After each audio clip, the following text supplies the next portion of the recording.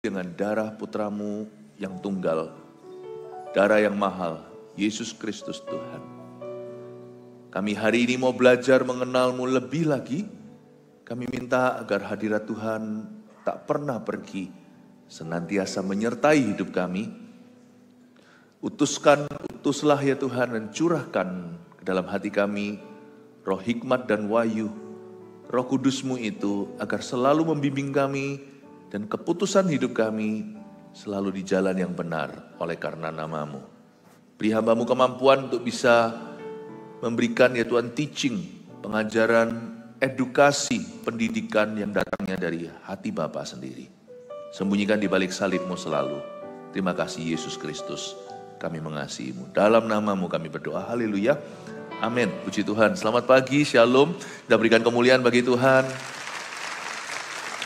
Silakan duduk. Kita akan belajar firman Tuhan. Hari ini saya mau bahas kitab Pengkhotbah. Kitab Pengkhotbah adalah salah satu kitab hikmat di dalam Alkitab. Dan 5 kali ibadah hari ini dengan judul sebagai berikut. Munculkan di layar di depan. Itu dia. Ya. Kita sekarang di kebaktian pertama yang bertema pertanyaan terbesar di hati manusia. Pengkhotbah pasal pertama, nanti dengarkan sisanya. Mari kita sekarang buka dulu Pengkhotbah pasal 1. Ayat 1 sampai ayat 11 saya baca semua dulu. Segala sesuatu sia-sia. Inilah perkataan pengkhotbah, anak Daud, raja di Yerusalem. Kesia-siaan belaka, kata pengkhotbah. Kesia-siaan belaka. Segala sesuatu adalah sia-sia. Apakah gunanya manusia berusaha dengan jeripaya di bawah matahari? Keturunan yang satu pergi dan keturunan yang lain datang, tapi bumi tetap ada. Matahari terbit, matahari terbenam, lalu terburu-buru menuju tempat ia terbit kembali. Angin bertiup ke selatan, lalu berputar ke utara. Terus menerus ia berputar dan dalam putarannya angin itu kembali. Semua sungai mengalir ke laut, tetapi laut tidak juga menjadi penuh. Kemana sungai mengalir, ke situ sungai mengalir selalu. Segala sesuatu menjemukan, sehingga tak terkatakan oleh manusia. Mata tidak kenyang melihat, telinga tidak puas mendengar. Apa yang pernah ada akan ada lagi, dan apa yang pernah dibuat akan dibuat lagi. Tak ada sesuatu yang baru di bawah matahari. Adakah sesuatu yang dapat dikatakan, lihatlah ini baru, tapi itu sudah ada dulu, lama sebelum kita ada. Kenang-kenangan dari masa lampau tidak ada, dan dari masa depan yang masih akan datang pun tidak akan ada kenang-kenangan pada mereka yang hidup sesudahnya. Baca gini, kayaknya seolah-olah pesimis sekali. Jangan-jangan sang penulisnya lagi depresi. Bukan. Dia sedang menghayati kehidupan yang tanpa Tuhan di dalamnya. Karena memang dalam sejarah, Salomo, anak Daud ini pernah murtad jalan. Banyak ahli teologi percaya bahwa kitab Pengkhotbah yang ditulis oleh beliau ini adalah kitab pertobatannya. Dan tidak banyak orang yang sudah sekali bersalomo lalu murtadnya begitu rupa bisa kembali lagi ke jalan yang benar. Makanya salah satu kebaktian nanti saya kasih judul Salomo Tumbal untuk kita. Ini kitab yang sangat bagus tapi susah untuk dimengerti. Jarang orang mau membacanya, tapi dalam pengembalaan gereja, setiap kitab di Alkitab harus dibahas, karena itu pasti vitamin yang tiada duanya, bukan vitamin, nutrisi yang tidak bisa di-compare dengan buku yang lainnya. Ada sesuatu di dalam diri Salomo yang ada di dalam diri kita. Tapi kita nggak merasakannya kalau kita lagi dekat sama Tuhan, tapi kalau kita menjauh, malah kita akan merasakannya, makanya jangan jauh dari Tuhan. Ambil catatan, kita akan belajar firman Tuhan, ayat per ayat seperti biasa saya akan jabarkan, supaya kita semuanya bertumbuh dalam kasih karunia. Kebaktian pertama, sekali lagi saya ingatkan temanya adalah pertanyaan terbesar di hati manusia. There's a big question. Ada sebuah pertanyaan yang gede sekali di dalam hati. Nah, kita baca dulu ayat pertama. Inilah perkataan pengkhotbah. Pengkhotbah di sini dalam bahasa aslinya, bahasa Ibraninya kohelet. Ya kohelet biasa, pakai TH di belakangnya. Kohelet ini artinya a preacher. Secara umum, garis besar, seorang yang mengkompilasi pengetahuan pengalaman lalu dia membagikannya kepada sekelompok umat. Tapi ada satu pengertian lainnya, pengkhotbah di sini ini kalau Anda baca kitab pengkhotbah dari 1 sampai akhirnya jarang sekali menyebut tentang Tuhan atau Allah. Dan juga tidak banyak mereferensikan Israel, Yerusalem segala. Jarang. Why? Karena pengkhotbah ini mengambil posisi umat manusia pada umumnya. Jadi saya sebut dia sebagai seorang universal preacher. Seorang pengkhotbah universal mewakili manusia yang hidupnya gak ada Tuhan-Tuhanan. Gak tentu ateis. Tapi orang Kristen yang gak sungguh-sungguh juga masuk di kategori ini. Pengakuan mulutnya Yesus, tapi hidupnya tidak melibatkan Tuhan. Pengkhotbah memberitahu dari awal-awal di ayat pertama langsung di ayat kedua, kesia-siaan belaka kata pengkhotbah. Kesia-siaan belaka, segala sesuatu adalah sia-sia. Ini buku bagus sekali. Ini kalau drama Korea, di depannya sudah langsung tahu endingnya. Gak perlu teka-teki, lalu nanti dijabarkan. Ini nggak seperti film yang plot twistnya kita nggak bisa prediksi. Dari depan dia sudah ngomong, Salomo ini orangnya to the point. Guys, useless. Semua hidup ini tanpa Tuhan tiada gunanya. Dia langsung beritahu konklusinya. Awal-awal pembukaan. Langsung dia beritahukan kesia-siaan belaka, segala sesuatu adalah sia-sia. Kata kesia-siaan belaka, segala sesuatu adalah sia-sia dalam bahasa Inggrisnya vanity of vanities. Bukan hanya sia-sia, tapi rajanya sia-sia. Hidup itu terbuang gitu aja percuma. Kalau kita tidak melibatkan Allah. Eman, sayang sekali. Hidup paling-paling maksimal berapa kalau kita sehat? 7, 80 atau bahkan bisa 90. Sebagian kecil populasi dunia ini bisa mencapai 100. Tapi itu kalau dibandingkan dengan hidup kekal, itu hanya 1 titik saja. Jangan dibuang. Hidup itu berharga setiap menitnya. Anak-anak muda dengarkan.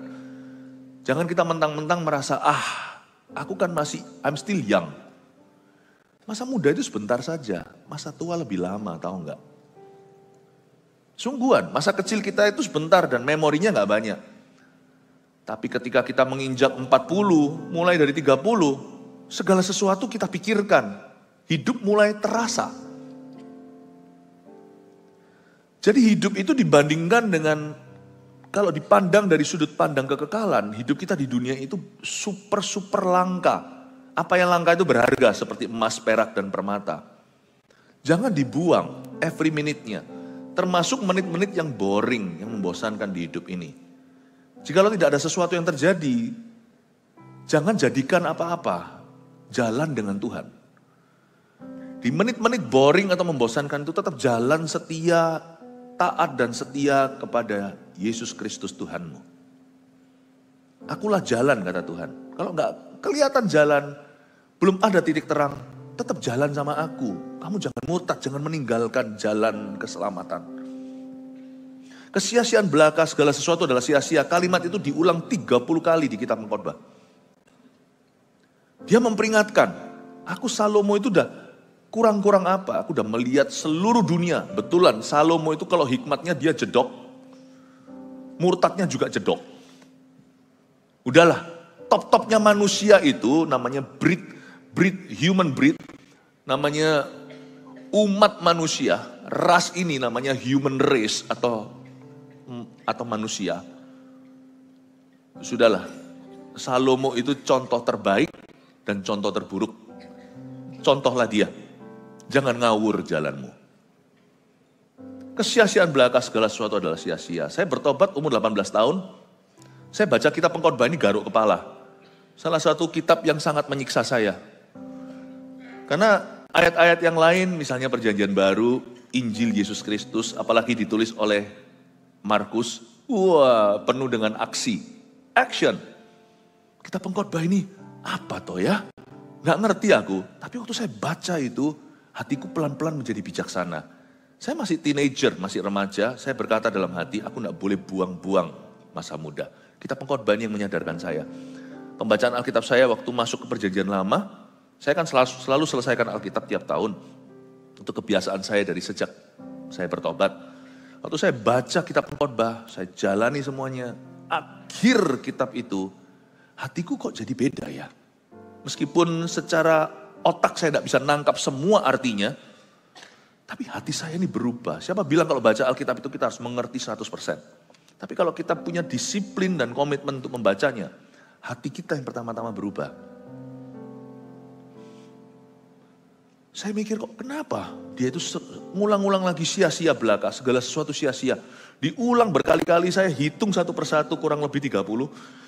Iseng nih saya. Makanya kalau saya baca Alkitab lama-lama karena saya menyelidiki firman itu.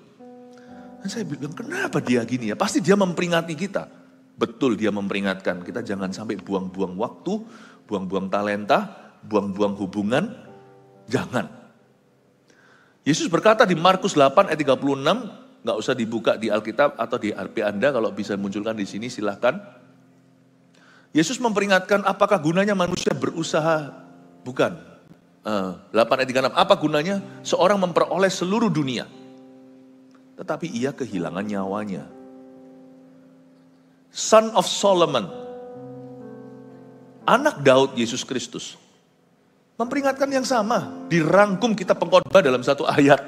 Apa gunanya seorang memperoleh seluruh dunia, tapi dia kehilangan nyawanya. Buat apa sih kita itu hidup sementara di bumi ini lalu sia-sia mati masuk neraka? Yesus berkata mujizat terbesar itu bukan kesembuhan, bahkan bukan orang mati bangkit atau orang mati hidup kembali. Mujizat terbesar itu adalah nama kita tertulis di kitab kehidupan, kitab anak domba Allah. Keselamatan adalah the greatest miracle. Keselamatanmu itu, buat apa kita memperoleh seluruh dunia, tapi ujung-ujungnya kita binasa. Ayat 3, apakah gunanya manusia berusaha dengan jerih payah di bawah matahari?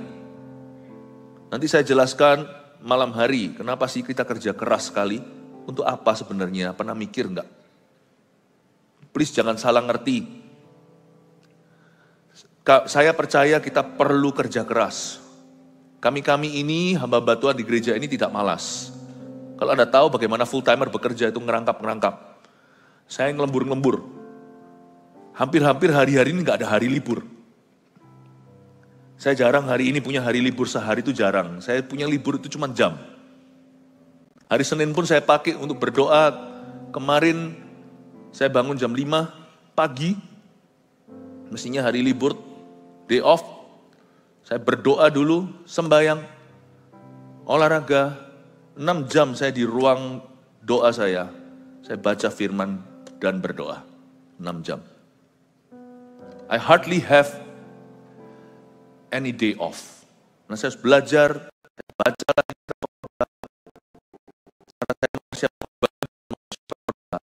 saya penuhi diri saya dengan firman. Karena saya tahu, bukan hari Senin, kemarin saya cuti hari Sabtu. Saya jadi lupa hari. Ini hari Minggu ya, betul ya. Hari Sabtu kemarin itu saya mestinya slow down. Tapi justru saya 6 jam di ruang doa. Saya baca, makan terus firman Allah. Dan firman Tuhan. Kalau enggak, saya keluar terus kapan inputnya?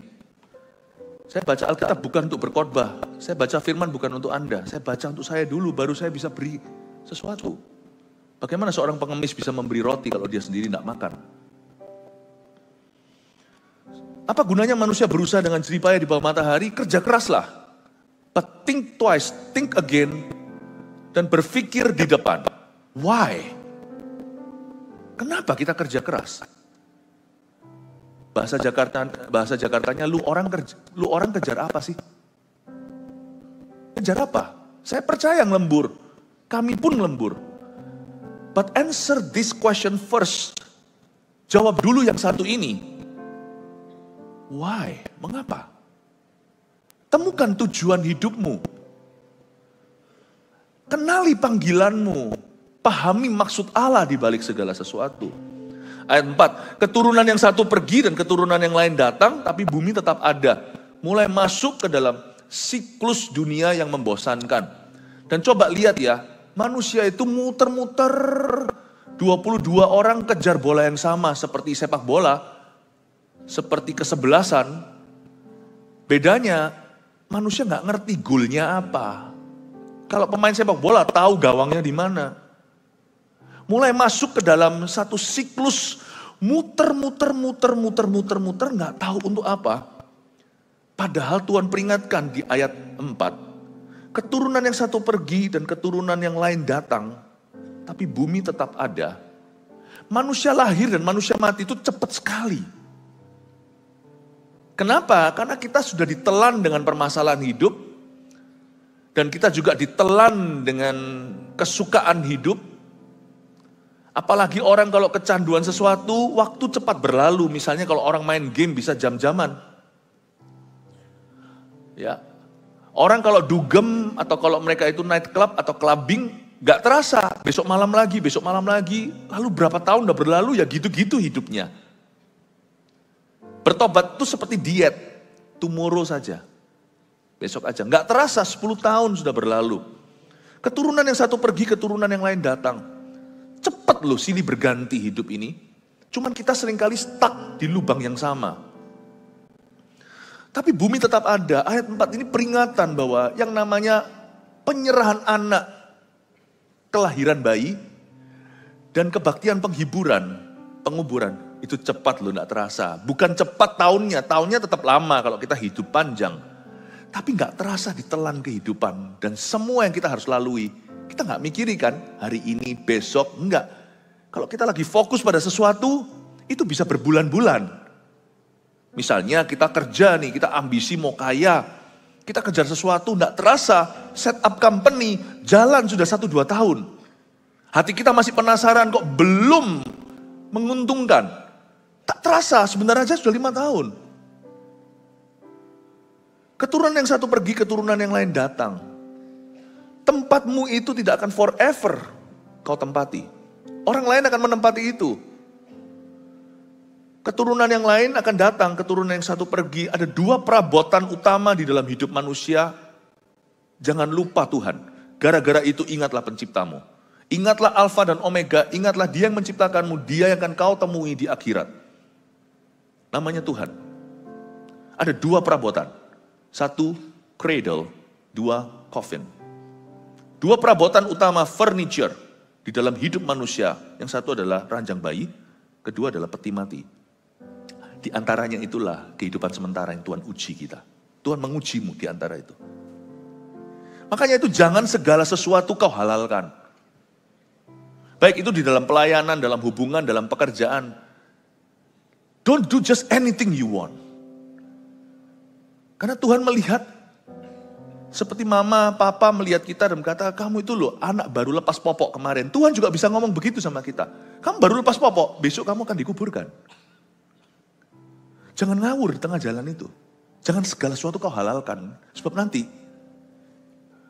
lu ketemu gua di akhirat. Gitulah kira-kira bahasa Tuhan kalau versi Jawa Barat. I'm gonna see you soon. How you gonna answer me? Bagaimana kau akan menjawab padaku nanti? Kita akan bertemu segera. Sebab 1 hari di sorga, itu sama seperti 1000 tahun di bumi. Berapa jam lagi kita akan ketemu Tuhan Yesus. Meskipun kita bisa happy birthday to you, panjang umurnya. Not really. Lagu itu penuh dengan dusta. Umurnya panjang. But actually it's very short, you know. Sangat pendek. Sangat pendek sekali. Saya waktu lihat iseng-iseng gitu ya, waktu lihat video keluarga kami sekalinya, baru 3 tahun lalu, rambut saya itu masih hitam semua. Cepet ya, kita semua itu cepet, bukan saya menua, kita semua menua. Baru berapa tahun yang lalu. Tahukah bahwa tanda kematian selalu bekerja di dalam diri kita, sekalipun kita adalah tebusan darah? Age, you can stop. Keturunan yang satu pergi, keturunan yang lain datang. Hai manusia, kau yang baru dilahirkan di palungan. Sebentar lagi kau akan dikuburkan. Tanya dalam hatimu, pertanyaan itu harus kau jawab. Why am I here? Kenapa aku ada di sini? What for, untuk apa? Saya sudah menemukan jawaban itu dalam hidup saya untuk menjadi penjala manusia. Saya bukan Mesias, Yesus juru selamat, tapi aku tahu kenapa Tuhan taruh aku di dunia ini. Sekarang aku mengerti. Makin hari saya semakin memahami bahwa aku hidup bukan hanya supaya aku bisa menikmati hidup dengan keluargaku, atau sukseslah, berhasillah versi dunia, tetapi Tuhan taruh saya di sini untuk sesuatu yang bernilai kekal. Temukan itu Bapak Ibu Saudara. Hari ini di gereja kita refleksi, bukan pijat kaki. Kita refleksi kembali tujuan hidup kita. Because life is fleeting. Hidup itu seperti mau lari, ada kakinya dua, atau ada sayapnya mau terbang. Youth masa muda itu akan meninggalkanmu. Masa tua pun akan meninggalkanmu. Hidup itu terlalu cepat untuk berlalu. Seperti bunga yang sebentar lagi layu. Seperti rumput hijau yang sebentar lagi mengering. Seperti uap hidup manusia itu. Pikirkan. Aduh Pastor Philip tahu gini, dulu saya dikhotbahi demikian. Waktu saya muda saya nggak tahu. Nggak telat. Musa dipanggil umur 80 tahun. Dia membelah Laut Merah di usia itu. Bagi Kristus tidak ada terlambat. Hari ini, kata kitab Ibrani, jika engkau mendengar suaraku, jangan keraskan hatimu. Hari ini adalah harinya Tuhan. Sekarang waktunya kita menyerahkan hidup kita dan sungguh-sungguh berbalik arah jikalau arah kita salah. Ayat 5, matahari terbit, matahari terbenam, lalu terburu-buru menuju tempat ia terbit kembali. Kita pengkhotbah memakai kiasan, satu adalah siklus hidup manusia, kedua siklus alam semesta. Matahari terbit, matahari terbenam. Without God, tanpa Tuhan, alam semesta ini pun perputarannya membosankan. Tapi dengan Tuhan menjadi nyanyian. Dari terbit matahari sampai pada masuknya, biarlah nama Tuhan dipuji. Dari terbit matahari sampai pada masuknya, biarlah nama Tuhan dipuji. Bila ku pandang bulan dan bintang, ajaib dan mulialah karyamu. Ku jatuh tersungkur di bawah kakimu. Ku sembah kau Tuhan, ku sembah kau. Ku sembah kau Tuhan, ku sembah kau. Tapi orang yang tidak punya Tuhan, cuma cari kesenangan sementara.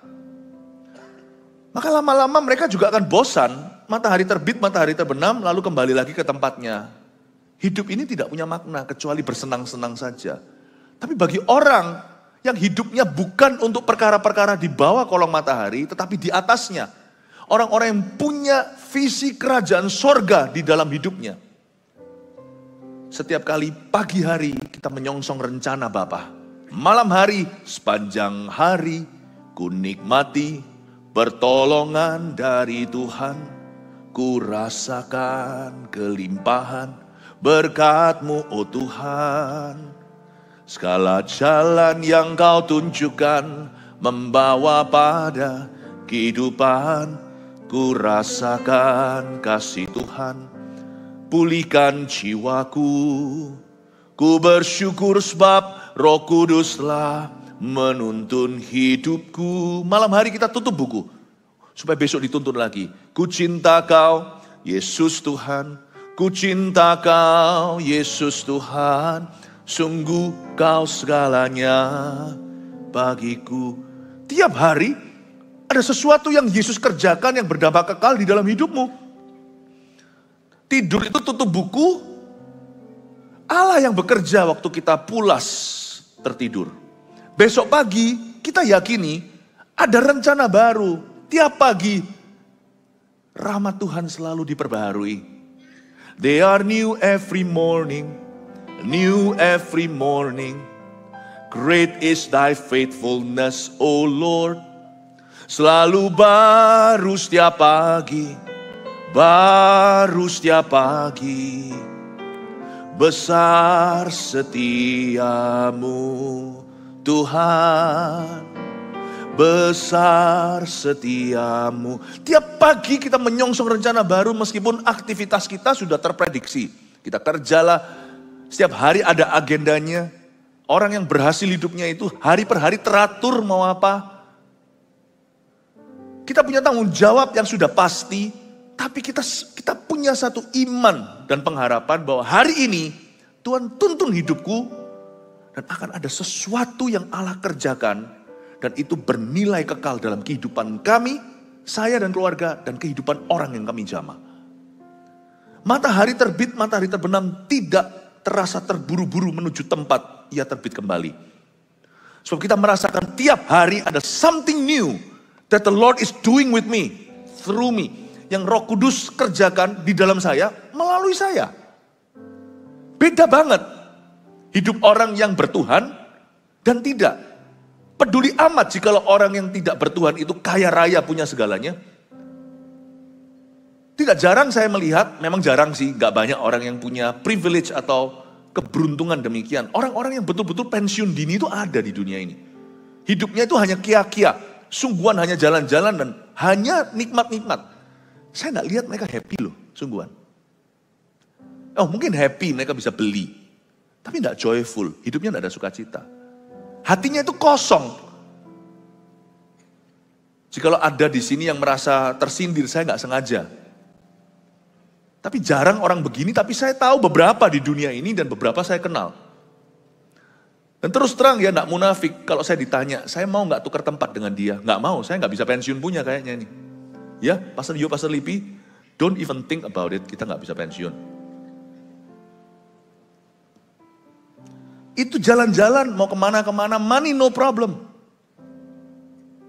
Ya jangan iri lah, tapi saya gak kepingin tuh, tukar kehidupan. Sekalipun financial freedomnya itu luar biasa, mau kemana gak mikir 2 kali.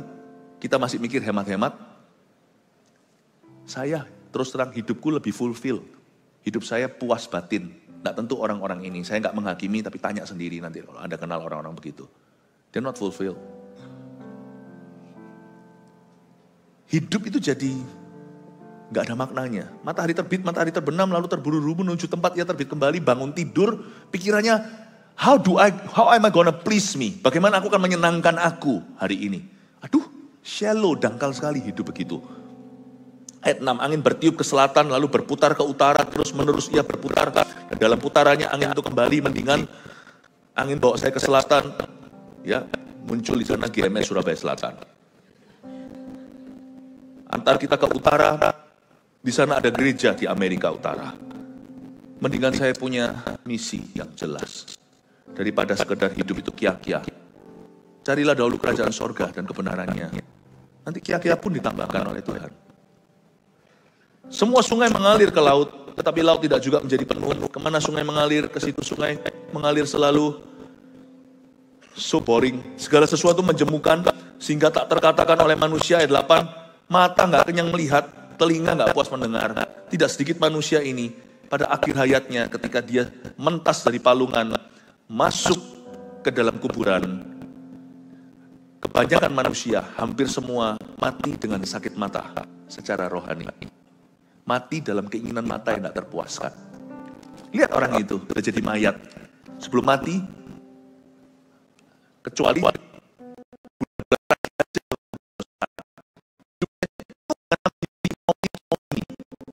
itulah cerita hidup manusia pada umumnya.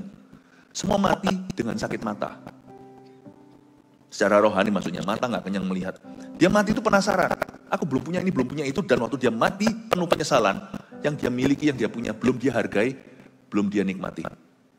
Semua yang dia kumpulkan, semua yang ada padanya, yang saya maksudkan bukan materi, khususnya manusia, tidak pernah dia hargai. Sehingga dia waktu mati, dia tanya, anakku di mana, istriku di mana. Misalnya kalau yang mati laki-laki. Dia merasa dia tidak pernah sungguh-sungguh mencintai istrinya. Dia nggak pernah sungguh-sungguh pay attention dengan anaknya. Sebagian besar waktunya dipakai untuk hal-hal seputar anaknya, tapi bukan anaknya. Menurut saya manusia itu semuanya matinya sakit mata. Semua matinya sakit hati. Tapi hanya manusia yang punya kekekalan di hati. Pengkhotbah pasal 3. Yang matinya tidak penasaran lagi. Saya ingin suatu hari kalau mata ditutup, saya siap meninggalkan dan berkata, I have loved you. Dan saya berkata, now I'm gonna love him. Saya rasa kita semua akan datang hari itu. Panjang umur tapi, ya, ngomong sama kanan kirinya jangan cepat pergi. Masih banyak misi. Tapi cepat lambat kita semua pasti akan dipanggil sama Tuhan. Kita pengkhotbah ini tidak disukai, karena terlalu jujur soal itu. Kita pengkhotbah ini adalah, misalnya kalau ada teman-teman semuanya surprise, happy birthday to you, tiba-tiba ada satu temanmu itu yang tidak enak. Dia paling dihindari, karena dia terlalu jujur. Hei, kamu sudah 1 tahun lagi dekat ke kuburan. Yang lainnya panjang umurnya, hidupmu sebenarnya enggak. Loh, kalau setiap kali ulang tahun itu hidupmu semakin pendek. Siapa bilang hidupmu panjang? Panjang umurnya, yang benar. Happy birthday to you, 1 more year towards your grave. Setahun lagi, udah dekat ke lubang. Atau kremasi jadi abu. Ini pengkhotbah adalah tipe orang yang berdiri di sebelah situ. Semua orang happy birthday to you, lalu dia tepuk Anda dan berkata, hidupmu gimana? Udah siap ketemu pencipta? Aku ulang tahun ngomong gitu. Tabu. Dia bilang, enggak. Aku jujur, makanya dia nggak pernah di-invite di party. Nggak pernah diundang ini. Bukankah di kitab pengkhotbah juga dikatakan bahwa pergi ke perkabungan itu lebih banyak hikmat daripada pergi ke rumah pesta. Here is a friend, much needed friend. Teman yang sangat kita butuhkan dalam hidup ini untuk mengingatkan kita, ya jangan terus-terus nanti kita depresi, nanti stres diingatkan gitu terus. Kita pengkhotbah juga mengatakan kalau orang itu hidupnya bahagia, dibahagiakan oleh Tuhan, dia nggak akan ingat hari-harinya. Dia nggak terus menghitung hari, dia akan dibuat Tuhan lupa. Sebab Tuhan menggirangkan hatinya, dia girangkanku, ku bersuka sebab dia girangkanku.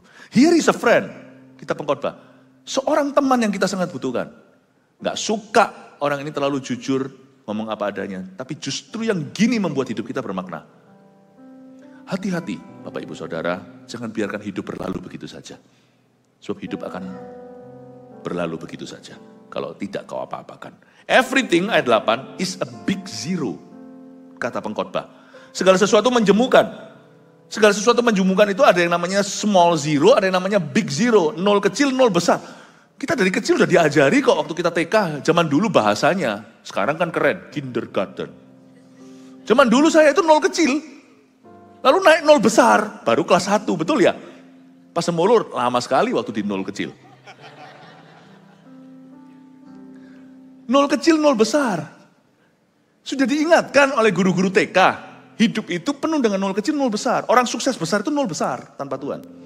Orang sukses kecil atau yang enggak sukses, 0 kecil. Jadi bedanya apa? 0 kecil kali 2 ya 0. 0 besar kali 2 ya 0. Manusia itu berakhir 0 kalau tanpa Tuhan. Mau peduli amat kalau dia itu biliuner dunia. Peduli amat. 0 besar. Coba lihat orang yang sukses ususnya lebih panjang kah? Bukan justru kalau makan banyak harus dipotong ususnya. 0 besar, 0 kecil. Segala sesuatu menjemukan sehingga tak terkatakan oleh manusia. Dengarkan pengakuan ini dari seorang 0 besar. Salomo, anak Daud, raja di Yerusalem. Di zamannya dia, emas itu jadi kurang berharga, perak itu nggak ada harganya. Saking banyaknya dipul semuanya ke Timur Tengah. Lewat kapal-kapal hiram yang berlabuh kembali pulang setelah berapa bulan. Bawa itu tontonan emas. Dan Salomo berkata itu 0 besar, emangnya emas itu bisa gua makan. Disimpan di perbendaharaan raja mau berapa ton juga. Bisa digoreng. Bisa disambal, bisa dipenyet. Nggak bisa. Things around you cannot be inside you. Hal-hal di seputar, di sekelilingmu tidak bisa ada di dalam dirimu. Yang bisa ada di dalam dirimu yang membahagiakan, menyukakan, dan membawa sukacita itu hanya Kristus dan perkara-perkara yang ilahi. Semua yang bernilai kekal. Only that. Makanya itu, manusia adalah God's greatest asset. Aset terbesar dalam diri kita, dalam hidup kita adalah manusia. Tuhan mengingatkan kita kembali, tanpa Tuhan, tanpa makna, tanpa tujuan, tanpa visi, hidup kita hanyalah 0 kecil atau 0 besar. Apa yang pernah ada, akan ada lagi. Dan apa yang pernah dibuat, akan dibuat lagi. Tak ada sesuatu yang baru di bawah matahari. berarti manusia tidak boleh menyombongkan diri. Kita hari ini bisa berhasil, itu sudah ada orang lebih dulu berhasil sebelum kita. Dan nanti akan ada lagi dan melampaui. Jadi nggak ada orang boleh gaya. Dan jangan ada yang minder juga. Ya, karena itu saya berani ngomong sama Tuhan, Tuhan kalau hari ini saya belum begini, belum begitu, belum mencapai sesuatu, saya berkata, Tuhan jadikan aku kasus kemenangan-Mu lagi. Boleh kita merasa spesial, istimewa karena Tuhan cinta, tapi jangan pernah merasa istimewa atau spesial karena dirimu. You're nothing special. I'm not special. Saya selalu GR-GR begini, Tuhan sayang aku. GR gitu boleh, tapi saya tidak boleh GR kalau saya diberkati. Kalau tidak boleh GR kalau saya dipakai Tuhan. Saya selalu ingatkan diri saya, mungkinan saya dipakai Tuhan hari ini itu karena ada orang dulu itu menolak panggilan ini, makanya dikasih ke saya. Waktu tender dulu nggak jadi, lalu saya yang ketiban hoki. Saya dipakai Tuhan hari ini tuh harusnya orang lain dipakai Tuhan. Anda diberkati hari ini tuh harusnya orang lain. Jadi jangan pernah ngawur, jangan pernah menguji, jangan pernah mencobai Tuhanmu. Because God's blessing itu pinjaman untukmu. Tidak ada satu hal apapun yang Tuhan berikan itu melekat padamu kecuali Kristus di hati. Never feel like you own it. Jangan pernah merasa Anda memiliki itu. Rasa memiliki boleh, itu membuat kita hatinya terbeban. Jangan pernah kira Anda memiliki satu hal apapun di hidup ini, termasuk keluargamu. You never own them. Never own them. Kalau saya ingatkan kemarin waktu retreat sinode, pada gembala-gembala kita, bahwa ini adalah jemaatnya Kristus, kita itu hanya dipercayai. You never own anything. Anda tidak pernah bisa memiliki apapun kecuali hatimu, karena dengan itu kau akan mati. Pada waktu kita dikandung di dalam rahim mama, kita itu cuma satu dut, cuma ada satu jantung hati. Mati pun nanti orang bilang kita dut. Itu cuma jantung detak ke detak. Itu saja hidup kita yang kita miliki. Ini kita bawa datang, ini kita bawa pulang. You never own nothing. Saya waktu baca ini saya berkata, thank you, this is a friend yang saya tidak suka, tapi saya akan selalu undang dia di pesta-pestaku. Supaya kalau saya senang, saya jangan terlampaui senang. Ada orang yang kalau sudah bahagia meninggalkan Tuhan, kalau saya sedih jangan terlalu depresi. So saya tahu, hidup itu biasa, roda itu berputar. You happy jangan too much. Kecuali karena Tuhan, bergembiralah karena Tuhan. Kalau karena barang, karena hal-hal yang fana, biasa aja lah ya. Senanglah berapa minggu, habis itu ya sudah gini-gini aja sih. Rumah baru, wow, setelah Anda tinggal setahun, kena masalah-masalah hidup, Anda juga nggak liatin temboknya, wow, rumahku, udah nggak kerasa. Mungkin bulan pertama aja, wow bangun, wih ini rumah idaman kami yang kami bangun pelan-pelan. Happy itu biasa aja, kecuali karena Tuhan. Kalau ada satu orang bertobat, malaikat sorga itu bersorak-sorak, silakan berjingkrak-jingkrak. Karena itu perkara-perkara mulia dan kekal sifatnya. Kalau perkara fana biasa aja, tapi kalau sedih, aduh hari ini aku, uangku raib. Aduh, ada satu dua hal yang terjadi dalam hidup ini yang merupakan setback atau kemunduran kesehatan segalanya. Jangan dibawa sedih terlalu lah. Karena besok itu masih ada hari baik. Ya, nggak ada ayatnya tapi ada lagunya. Mingtian Wekenhau. Tomorrow will be better. Bukan ayat sih, tapi saya percaya firman Tuhan berkata juga demikian. Selalu baru setiap pagi. Jangan dibuat depresi lah. Karena masih ada hari-hari happy. Jadi orang itu simpel aja. Tapi pertanyaan terbesar di hati itulah yang harus kita jawab. Adakah sesuatu yang baru yang dapat dikatakan, lihat ini baru ayat 10? Tapi itu sudah ada dulu. Lama sebelum kita ada. Betul sekali sih. Ada nggak sesuatu yang bisa dikatakan, hey guys this is new, ini baru? Nggak ada lah. Misalnya orang nggak suka kerja ya di satu tempat, dia pindah tempat. Makanya kalau Anda pindah, pastikan bukan karena konflik. Pastikan karena kehendak Tuhan. Nanti dia pindah, dia akan cerita sama keluarganya, hey, meet my new boss. Same as my old boss. Ayo ketemu sama bosku yang baru. Ternyata sami mawon sama saja 11-12 dengan bosku yang lama. Gitu gua pindah, mulai lagi karir dari bawah. Sama saja. Yang sini keluhannya mungkin lingkungan kerja, sikut-sikutan, bosnya baik sekali. Pergi ke sana. Lingkungannya baik sekali, makanannya pun enak. Di kantin karyawan, gak seperti di sebelah situ. Tapi bosnya, ya ampun, Hitler. Hanya Anda berkata pekerjaan ini itu kurang lebih lah, same-same lah. Kata orang Singapura, same-same lah. Sama lah. Is there anything that's totally new? Nothing. Yang bisa diperbaharui adalah akal, otak, pikiran kita. Perbaharui akal budi. Hati kita perbaharui. Kita yang jadi beda. Jangan suruh orang lain jadi beda. Saya nggak peduli saya taruh di kerjaan seperti apa. Pelayanan bagi saya undi dulu zaman saya dengan Pastor Yo di Ungaran. Apa yang kami hadapi mirip. Bedanya facility. Sekarang kami di sini nggak beda. Ke luar negeri juga nggak beda. Wah, tinggal di luar Indonesia pasti enak. Nggak tentu. Pernah lihat kejamnya kerja. Berapa banyak orang kaya lama pergi ke luar negeri lalu habis itu nggak produktif lagi. 20 years later, 20 tahun itu cepat sekali. Dia menjadi orang miskin baru. Sedangkan mungkin dia olok-olok teman-temannya, kamu di Indonesia. Begini begitulah, bahaya sebagainya. Akhirnya di Indonesia, fine-fine saja itu temannya justru berjaya. Anak karyawan itu jadi bos, anak bos itu jadi karyawan.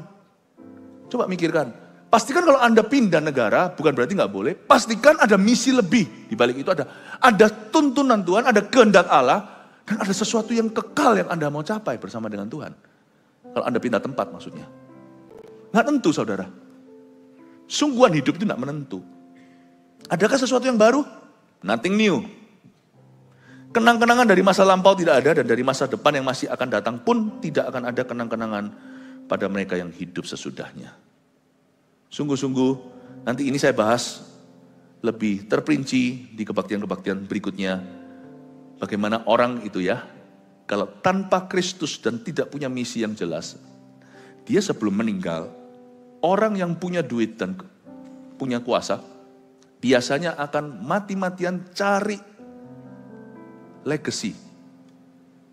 Dia pasti akan pakai uang yang dia cicil pelan-pelan untuk ujungnya merengek, meminta, memohon pada dunia untuk ingat sama dia nanti setelah dia meninggal dunia. Entah dia beli sesuatu, namakan jalan dengan namanya. Atau mungkin dia, saya itu harus hati-hati gini, soalnya orang bisa tersindir. Tapi sekali lagi tidak ada kesengajaan. Entah Anda akan melakukan sesuatu gimana agar membuat nama Anda di situ. Tapi orang akhirnya juga toh tidak mengingatmu. Thomas Cup. Saya kadang-kadang curiga waktu saya kecil, siapa sih Thomas itu? Orang cuma melihatnya bulu tangkis. Zaman dulu kan waktu saya kecil, ada China sama Indonesia itu kan, saingan berat kalau bulu tangkis. Salah satu dari Indonesia namanya Icu. Rudi Hartono. Anak-anak muda di sini, siapa itu? Ya, saya enggak boleh salah, Lim Swike. Lim Swiking, bukan Lim Xuliong, lain bidang. Lalu kalau yang China ada dulu Yang namanya. Kidal, saya masih ingat. Kidal, ada siapa-siapa. Orang sih lihatnya bulu tangkis, memang dari dulu itu pikiran saya agak juling. Orang lihatnya bulu tangkis, saya mikir Thomas itu siapa? Thomas Cup soalnya. Kenapa enggak bilang bulu tangkis Cup? Pasti ada orang yang taruh namanya di situ, entah dia donaturnya siapa, enggak tahu. Tolong dicek sendiri, nanti tolong saya beritahu kalau Anda sudah menemukan. Tapi orang toh nggak mikir. You buy, saya nggak ngomong Thomas ya, saya nggak tahu, saya belum riset ini. Tapi seperti itu orang kan pasang nama.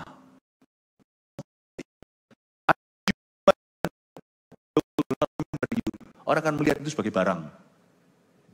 Jadi di mana legacy kita? Kalau bukan pada penerus kita, lebih baik kita itu tanamkan harta sesungguhnya, harta rohani itu di bejana tanah liat. Hidup orang, dan kalau tidak, kita itu mencari pahala di sorga, di mana ngengat tidak bisa memakannya. Itu lebih baik, karena itu dampak kekal. Jika suatu hari di sorga, orang salami tangan saya dan berkata, remember me. Saya tidak akan seperti di dunia saya, kalau digituin orang itu paling malu. Ingat saya bukannya public figure apa, cuman saya ini bukan Roh Kudus, saya tidak ingat semua orang. Tapi kalau di sorga nanti, ingat kamu ada di dalam gereja, kamu diselamatkan melalui CG itu, CG ini, kamu hidupnya diubahkan, cerai nggak jadi, Anakmu jadi genah, jadi sungguh-sungguh dengan Tuhan. Anakmu ikut edufair, ketemu jalurnya. Oh haleluya. Saya ingat, itu yang akan selama-lamanya di-celebrate dalam kekekalan. A life change, hidup diubahkan. Jangan cari legacy yang lain. Karena itu semuanya tidak akan diingat. Dan itu tidak akan sama sekali merujuk ke Anda. Orang akan lihat itu sebagai barang dan eventnya. It's okay kalau siapa bisa beli apa untuk taruh nama di sana, monggo silakan. Tapi kita pengkhotbah selalu mau berkata, the world will remember you no more. But God will. Dunia tidak akan mengingatmu selama-lamanya, tapi Allah akan mengingat jasamu selama-lamanya. Karena itu disebut dengan upah kerajaan sorga. Pertanyaan terbesar di hati manusia. Saya kasih 4 rangkuman, 4 poin supaya kenyang, jangan cuma 3. Yang pertama, pertanyaan terbesar di hati manusia adalah, mengapa saya ada di dunia? Jawab ini, jangan hanya ke gereja. Datang ke gereja harus menemukan ini, kalau enggak percuma. Ngapain ke rumah makan kalau enggak makan? Ngapain ke gereja kalau tidak bisa menemukan tujuan hidupmu? 2. Segala pencapaian manusia berujung perasaan hampa jika tanpa Tuhan di dalamnya. Jadi jangan hanya mau mencapai ini, mencapai itu. Jangan. Banyak mitos-mitos yang harus dipatahkan. Aku harus sekaya-kayanya, saya mau tinggalkan warisan ke anak. Nggak tentu nanti bisa-bisa tinggalkan hutang karena ambisi orang tua. Sebelum Anda mencapai apa-apa, libatkan Tuhan. Sebenarnya kalau kita didik anak kita dengan benar, mereka tahu nggak butuh devisa kita. Kita aja bisa kok, tanpa modal banyak, mereka juga akan mampu. Kalau enggak, gagallah dirimu mendidik mereka. So actually, why you work so hard? For your children or for yourself? For your name? Untuk apa sih kita kerja begitu keras? Jangan sampai habis ini setelah dengar khotbah ini semua jemaat kita malas. No. Tapi jemaat kita semuanya purpose driven. Semua punya tujuan. Sebenarnya Anda kerja itu untuk anak Anda atau untuk diri Anda? Untuk sesuatu supaya diingat sama manusia, percayalah mereka nanti sehari-hari tidak mengingatmu. Mereka ngomong tentang dirinya. So why? Untuk apa? Untuk ini, yang ketiga sekarang. Menjalin hubungan pribadi dengan Kristus dan menaati perintahnya beri hidup kita makna. Ini first. Ini selalu nomor 1. Jalin hubungan pribadi dengan Yesus. You have a personal relationship with Christ? Punyakah Anda hubungan pribadi dengan Tuhan? Ini yang Anda bawa. Dut tadi. Dan apakah Anda menaati perintahnya itu beri hidup kita makna? Yang keempat. Ini langkah selanjutnya.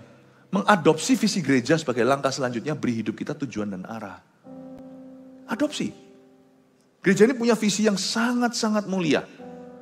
Mendirikan gereja itu bukan gedungnya, tetapi mengumpulkan umat di setiap kota untuk dididik dengan benar, turun-temurun. Itu sumur yang digali, nggak akan ditutup lagi. Saya nggak suka kalau cuma aja sekedar kita KKR itu hit and run. Gereja itu melakukan banyak. Gereja itu juga termasuk MSP-nya. Saya menghindari skenario Hastings Street waktu saya dulu sekolah. Satu jalan itu diisi dengan orang-orang ngedrug yang ada di Vancouver, Kanada. Kalau kita hanya sekedar KKR, pernah dilakukan, ya sudah gitu, mereka kembali ke jalanan. Kalau kita hanya memberi makan, tidak jadi lowongan kerja, kita cuma kasih mereka makan doang, dan mereka akan kembali ngedrug. Mau kasih duit berapapun kembali beli narkoba. Money don't solve this world's problem. Tapi kalau ada gereja yang kuat, dimuridkan, paling tidak kita bisa prevent, mencegah anak-anak kita berakhir di jalanan. Anak-anak muda kita itu berakhir rusak. Gereja itu selalu hadir dengan semua 1001 pelayanannya. Adopsi visi gereja ini. Ini bukan visi saya, Philip Mantova, bukan. Tapi saya yang mendengarnya, saya sampaikan ke Anda, ini visi kita, bukankah saya pengajar umat? Adopsi itu. Hidupmu tidak akan seperti matahari terbit, matahari terbenam, lalu kembali ke tempatnya, sungai ngalir, nggak penuh-penuh. Seperti siklus angin bertiup ke sini sana, lalu habis itu ujungnya apa? Menangkap angin. No, kita punya wujud yang jelas. Gereja ini mau mengubah dunia, tapi dengan skala yang kita bisa. Dunia ini miliaran orang, kita rindu bersama-sama secara korporat mengubah 1 juta. kehidupan 1 juta orang. Let's do that. Let's do it. Senior ada tempatnya, youth ada tempatnya, anak-anak ada tempatnya, ada tempatnya. Jangan jadi jemaat biasa. Aduh udah kuno gitu, udah 2000 tahun lalu Yesus mati. Sudah waktunya kita bertanya pada diri sendiri, pertanyaan terbesar ini. Mengapa saya ada di dunia? Saya tahu jelas jawabannya buat saya. Mendirikan 1000 gereja lokal yang kuat dan 1 juta murid. Untuk itu, sekarang saya mengerti, untuk itu saya dipanggil oleh Tuhan Yesus. Saya mau ajak Anda untuk masuk dalam visi yang sama. 4 poin ini munculkan semua, oh sudah, silakan difoto sekarang, beritahu teman-teman. Beritahu CG-mu ya. Sans 4, 1, 2, 3, 4, monggo silakan difoto ya. Kasih jurus bangau. Haleluya, God bless you, Jesus loves you, Tuhan mengasihimu. Berikan tepuk tangan untuk Tuhan Yesus. Mari kita semua bangkit berdiri.